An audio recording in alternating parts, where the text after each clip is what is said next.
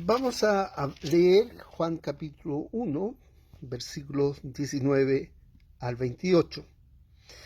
Vamos a empezar por el versículo 19, donde dice: este es el testimonio de Juan cuando los judíos enviaron de Jerusalén sacerdotes y levitas para que le preguntasen: ¿tú quién eres?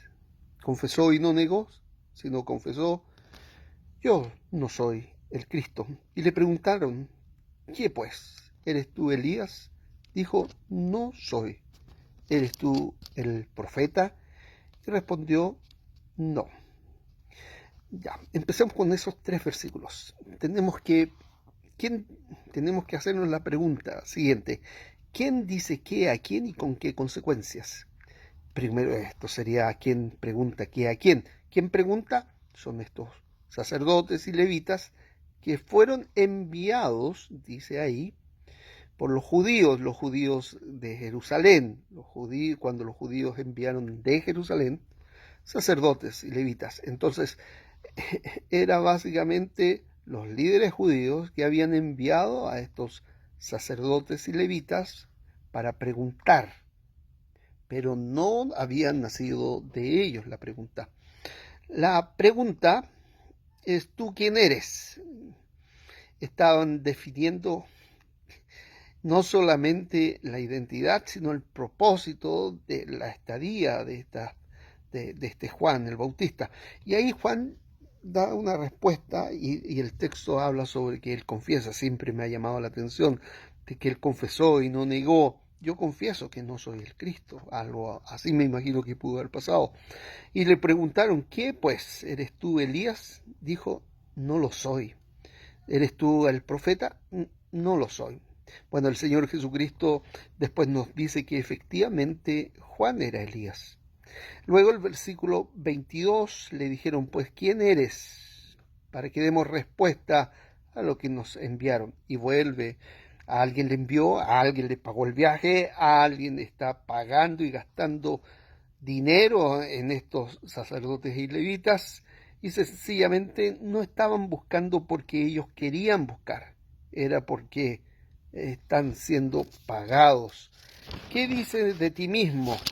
Y Juan le responde citando de manera magistral a los profetas: yo soy la voz de uno que clama en el desierto, enderezad el camino del Señor, como dijo el profeta Isaías.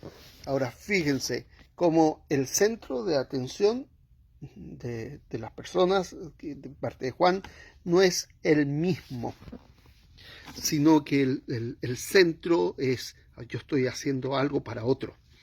Y entonces es interesante como nosotros, como todos, en cualquier posición que estemos, nuestra posición: estoy aquí, pero por otro propósito. No, yo soy el propósito. No es para llenar mi vientre, no es por autosatisfacción ni por un cuento de autoestima. No, es porque estimo a Dios y yo estoy haciendo lo que estoy haciendo, y es porque estoy sirviendo a otro. Inclusive después va a decir que uno que es mayor que yo. Y los que, ahora en el versículo 24 dice: los que habían sido enviados eran de los fariseos. Y le preguntaron y le dijeron: ¿por qué pues bautizas si tú no eres el Cristo, ni Elías, ni el profeta?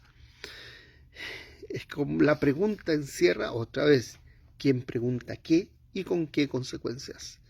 Ellos estaban poniéndose como autoridad sobre Juan el Bautista, autoridad que no fue reconocida por parte de Juan. Yo me imagino, bueno, en el lenguaje no solamente están las palabras que indican el mensaje de cierta manera, pero también hay una entonación de las palabras, lo que no tenemos acá en la escritura.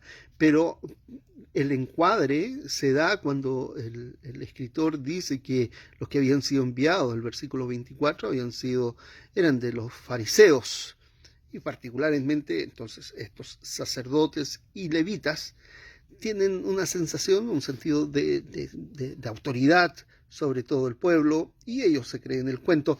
Y pareciera que esta pregunta no es solo relevante por lo que dice, sino muy posiblemente cómo se dice. ¿Por qué pues bautizas si tú no eres el Cristo? ¿Qué autoridad tú tienes para hacer esto? ¿Ya? No, aquí el qué se dice tiene que estar a la par del cómo se dice. ¿Y cómo sacamos a luz el cómo se dice? Tiene que ver con que el versículo 24 indica que los que habían sido enviados eran los fariseos. Ahora, en Repsik compartí un artículo sobre Václavi, sobre lo que él llama los axiomas de la comunicación, y es interesante que podemos leer ese artículo y que podemos rescatar, es que una de las cosas que él plantea, Václavi, es que está el qué se dice y está el cómo se dice. Y acá, lamentablemente, no tenemos el cómo se dice, pero sí nos da luz de cómo se dijo esto al describir que quiénes eran los fariseos, estos sacerdotes y levitas. Bueno, el versículo 27 dice, el 26, Juan le respondió diciendo, yo bautizo con agua, mas en medio de vosotros está uno a quien vosotros no conocéis. Este es el que viene después de mí, el que es antes de mí, del cual yo no soy digno de desatar la correa del calzado. Aquí impresionante, hermanos, lo que siempre debemos pensar de nosotros mismos, el valor mío. No soy digno ni siquiera de desatar ni de tocar el polvo que pisó, el polvo de los pies del Señor Jesús. Ni siquiera eso soy digno. Pero fíjate, cuando tú centras tu mirada en Cristo y en quién estás desatando la correa, yo me glorío y alabo al Señor por ello, porque a quien estoy desatando la correa, y a pesar de no ser digno de hacer aquello, es mi Señor. Los problemas de autoestima no tienen que ver con cuestiones que el mundo te pudiera enseñar. El problema de autoestima es que a quien estás desatando la correa no vale la pena desatársela. A quien tú debes desatar la correa de los pies, tú debes considerarte como indigno de hacerlo, porque el que está desatando la correa es a Cristo mismo. Si tu valor, si tu valía está determinada por tus logros, estás equivocado. Si tu valía está determinado por tu inteligencia, por la cantidad de dinero que tienes, por el cargo que ocupas, estás equivocado. Porque la valía nuestra ha de ser esta. ¿Cuál? No soy digno de desatar las correas del calzado. ¿De quién? Del Cristo. Y cuando hablo del Cristo, porque Juan estaba pensando en aquel que es el Cristo, está diciendo, el que viene es el Rey de Reyes, Señor de Señores. Este es el que viene después de mí, el que es antes de mí, el cual yo no soy digno de desatar la correa del calzado. Estas cosas sucedieron en Betamara, al otro lado del Jordán, donde Juan estaba bautizando. El siguiente día, vio a Jesús, que venía a él y dijo, he aquí el Cordero de Dios que quita el pecado del mundo.